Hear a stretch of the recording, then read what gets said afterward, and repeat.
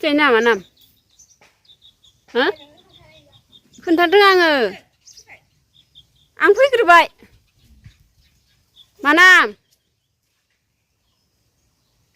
मासि थाइदो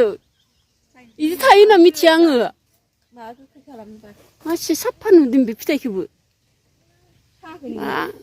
ए लांखालिनो जादों गुसिंग्राया मस्थ' बोरि हायाव